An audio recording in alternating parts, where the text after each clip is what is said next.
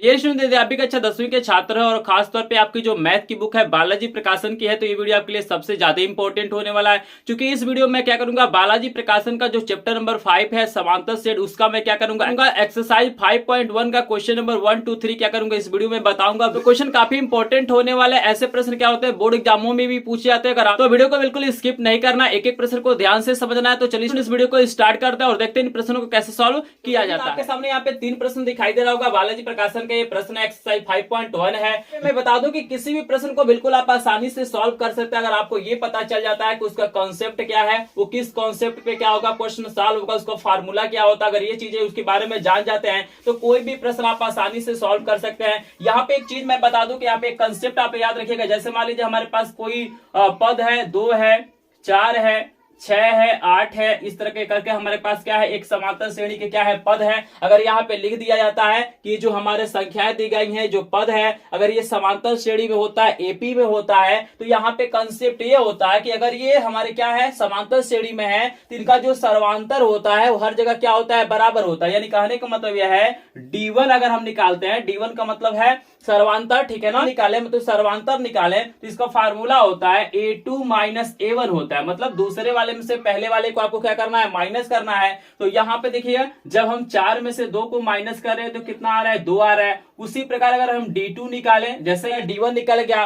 D2 अगर आपको निकालना है ये भी सर्वांतर का ही फार्मूला होता है। क्योंकि समांतर श्रेणी में अगर कोई पद होता है तो हर सर्वांतर का मान हर जगह क्या होता है समान होता है। तो D1 हमारे पास 2 आया है। अगर D2 निकाले तो हमारा फार्मूला हो जाएगा A3 माइनस क्या हो जाएगा A2। मतलब तीसरे वाले में से दूसरे वाले को हमें क्या करना है माइनस कर देना है। तो देखिए 6 में से जब आप 4 घटाएंगे तो आपका कितना आएगा 2 आएगा। तो ये सर्वांतर का जो मान था हमारा 2 है, यहाँ भी क्या है 2 है। अगर आप D3 निकालेंगे तब भी आपका क्या हो जाएगा 2 ही आएगा। इसके लिए फार्मूला हमारा हो जाएगा A4 माइनस क्या हो जाएगा A3, यानी 8 माइनस क्या हो जाएगा 6। यहाँ पे क्या हो रहा है 2 आ रहा है। तो देख रहे हैं ना, बस बेसिक सा एक कंसेप्ट आपको याद रखना है कि अगर कोई भी पद हमें दिया हुआ है कि समांतर श्रेणी में है, एपी में है, तो आपको यही याद रखना है कि सर्वांतर की वैल्यू हर जगह क्या होती है बराबर होती है। सिंपल फंडा है। चलिए इसी कंसेप्ट से हम क्या करेंगे प्रश्नों को सॉल्व करेंगे। तो यहाँ पे हम लिख लेते हैं सोल्यूशन नंबर 1। तो प्रश्न को ध्यान से देखिएगा। प्रश्न क्या कह रहा है, यदि समांतर श्रेणी के 3 क्रमागत पद, आपको किसी समांतर श्रेणी के 3 क्रमागत पद दिया गया है।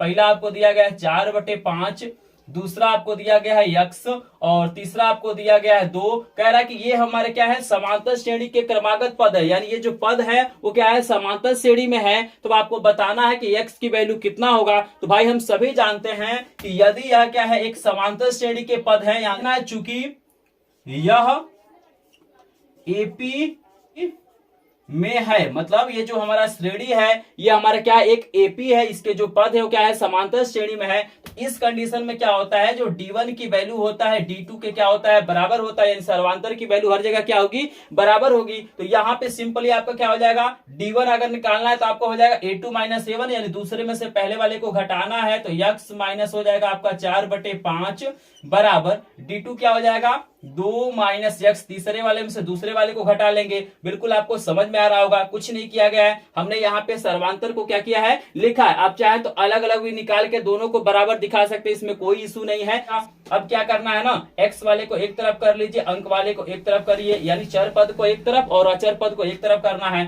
तो यहाँ पे x और ये माइनस है, इधर पक्षांतर होगा तो प्लस x हो जाएगा इक्वल टू आपका यहाँ पे देखिएगा 2 है और ये माइनस 4/5 है। पक्षांतर करेंगे तो आपका हो जाएगा प्लस का यहाँ पे 4/5 हो जाएगा। x जोड़ेंगे तो 2x हो जाएगा बराबर यहाँ पे 1 मानिए लस ले लीजिए तो 5 हो जाएगा। और यहाँ 1 से भाग करेंगे 5 में तो 5 आएगा, ऊपर गुणा करेंगे तो 5 दूना 10। ये तो भिन्न का सवाल आप जानते ही होंगे। यहाँ पे 4 हो जाएगा और 2x बराबर आपको हो जाएगा 14 यहाँ पे 5 हो जाएगा। और यहाँ पे देखिएगा तिर्यक आप गुणा कर लीजिए 1 मान के, तो तिर्यक गुणा करेगा तो कितना होगा यहाँ पे 5 दूना 10x और बराबर यहाँ पे 14 हो जाएगा। इस पार्ट को यहाँ पे सॉल्व करते हैं और ये गुणा है तो इधर जाएगा तो भाग हो जाएगा। सिंपल कुछ नहीं करना, बस ये गुणा है इधर जाएगा तो भाग हो जाएगा। x बराबर आपका हो जाएगा 14/10। इसको काट लीजिए तो 2 × 7 = 14, 2 × 5 = 10, यानी x की वैल्यू हो जाएगा 7/5। यही क्या हो जाएगा आपका आंसर हो जाएगा। तो बहुत सिंपल कंसेप्ट है। अगर एपी में है तो इनके सर्वांतर की वैल्यू क्या होती है, आपस में बराबर होती है। क्या करना है, सर्वांतर को भरना है। यहाँ पे जैसे ही सॉल्व करेंगे आपका आंसर आ जाएगा। आई होप आपको पहला प्रश्न समझ में आ गया होगा। पहला प्रश्न समझ में आ गया हो तो एक बार स्क्रीनशॉट ले लीजिए। वीडियो पसंद आया हो तो वीडियो को लाइक भी करेंगे। चैनल पे यदि नए होंगे तो चैनल को सब्सक्राइब कर लीजिएगा, क्योंकि एकमात्र चैनल है यूट्यूब का जो बालाजी प्रकाशन बुक का एक एक क्वेश्चन का सोल्यूशन कराया है और कराता रहेगा। और साथ ही साथ बोर्ड एग्जाम की तैयारी भी यहाँ पे बिल्कुल फ्री में कराया जाता है लाइव क्लास के माध्यम से। तो आपको आगे चल के काफी फायदा होने वाला है। तो चलते हैं आप दूसरे प्रश्न का सोल्यूशन, स्क्रीनशॉट जरूर ले लीजिए। यहाँ पे डाल लेते हैं सोल्यूशन नंबर 2। यहाँ पे भी देखिएगा एक आपको समांतर श्रेणी के पद दिया गया है। देख सकते हैं ये सब क्या है, समांतर श्रेणी के पद है। यानी ये जो हमारा श्रेणी है वो क्या है, समांतर श्रेणी है। यहाँ पे बताना है k की वैल्यू। तो सेम टू सेम क्वेश्चन है। सबसे पहले पदों को लिख लेते हैं। k+9 है,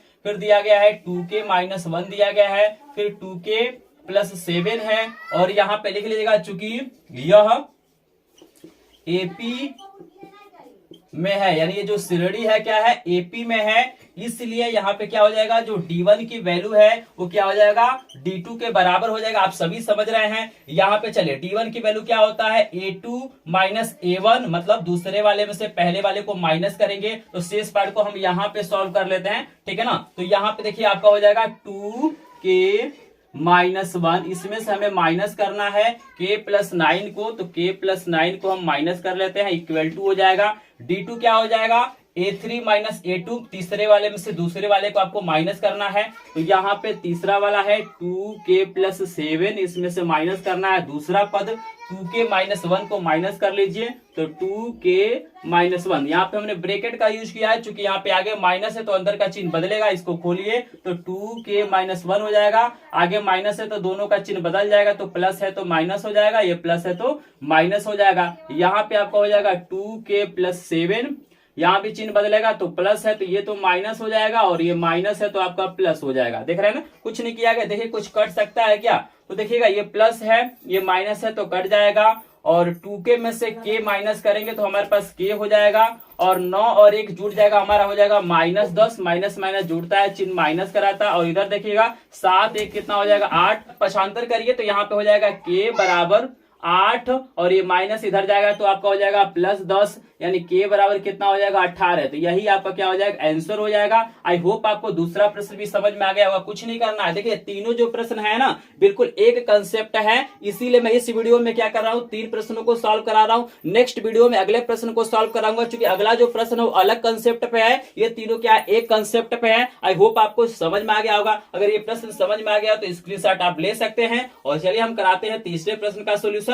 और प्रश्न समझ में आएगा तो प्लीज एक बार लाइक करिएगा, शेयर करिएगा, सब्सक्राइब करिएगा, क्योंकि आपका लाइक शेयर सब्सक्राइब भी हमारा क्या होता है, मोटिवेशन होता है। आपके सामने आ गया तीसरे नंबर प्रश्न का सोल्यूशन। देखिए ना आपके सामने यहाँ पे तीसरा प्रश्न क्या दिया गया, कह रहा है समांतर श्रेणी आपको दिया गया, इसके 3 पद दिए गए हैं, कह रहा है कि इसका सर्वांतर आपको बताना है। तो कुछ नहीं करना भाई, सर्वांतर के लिए फार्मूला हमें पता है, A2 में से A1 को घटा देंगे या A3 में से A2 को हटा देंगे, हमारे पास सर्वांतर निकल जाएगा। तो सबसे पहले पदों को लिख लेते हैं। पहला पद है 1/2a, दूसरा दिया गया है 1 - 2a बटा आपको दिया गया है 2a, और यहाँ पे दिया गया तीसरा वाला 1 - 4a अपान दिया गया है 2a, और आगे हमारे बहुत सारे पद हो सकते हैं। तो हमसे पूछा जा रहा है सर्वांतर, तो फार्मूला आप सभी जानते हैं, D बराबर क्या होता है, A2 माइनस A1। तो यहाँ पे D बराबर A2 की वैल्यू है हमारा 1 - 2a बटा आपका हो जाएगा 2a, माइनस करिए 1/2a। और आप देख सकते हैं कि भाई यहाँ पे नीचे का जो हर है बराबर है, तो इसमें कुछ करना ही नहीं है।